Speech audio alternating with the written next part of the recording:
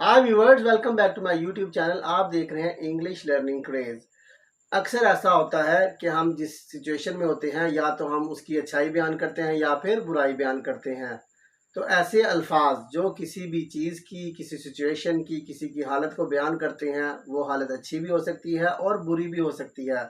तो उन अल्फाज को उर्दू में हम इसमें सिफ्त और अंग्रेजी में एडजेक्टिव्स कहते हैं। क्या कहते हैं? एडजेक्टिव्स। जैसा कि गुड अच्छा, बैड बुरा, ब्लैक काला स्याह। इसी तरह इसका ऑपोजिट क्या है? वाइट। सिमिलरली बिग बड़ा और स्मॉल छोटा। अब हम इनको कुछ एग्जांपल्स की मदद से समझने की कोशिश करते हैं। So let's start. पहला सेंटेंस हमारे पास है, ये बड़ा संदूक है। ये बड़ा संदूक है। This is a big box. This is a big box.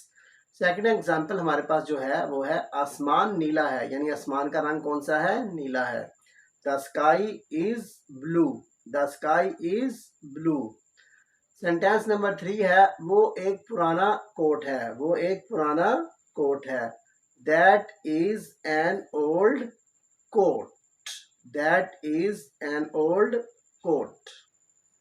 Next example हमारे पास है, वो सब्ज पत्ता है। वो कौन सा पत्ता है? सब्ज रंग का पत्ता है। That is a green leaf. That is a green leaf. Sentence number 5 है, ये सुर्ख टोपियां हैं। ये कौन सी टोपियां हैं? सुर्ख रंग की टोपियां हैं। These are red caps. These are red caps. Sentence number 6 है, जो कि लास्ट सेंटेंस है इस वीडियो का। करीम नीली पेंसिल से लिख रहा है। करीम कौन सी पेंसिल से लिख रहा है? नीले रंग की पेंसिल से लिख रहा है। Karim is writing with a blue pencil.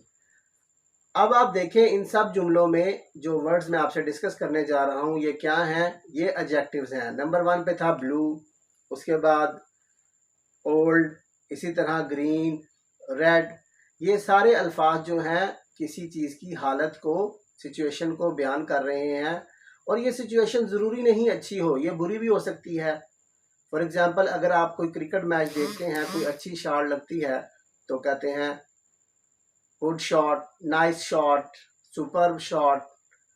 तो ऐसे अल्फाज जो किसी इसम की, नाउन की हालत को बयान करें या प्रोनाउन की हालत को बयान करें, खा वो अच्छी हो या फिर बुरी हो, तो इन अल्फाज को हम उर्दू में इसमें सिफ्त और अंग्रेज़ी में एडजेक्टिव का नाम देते हैं।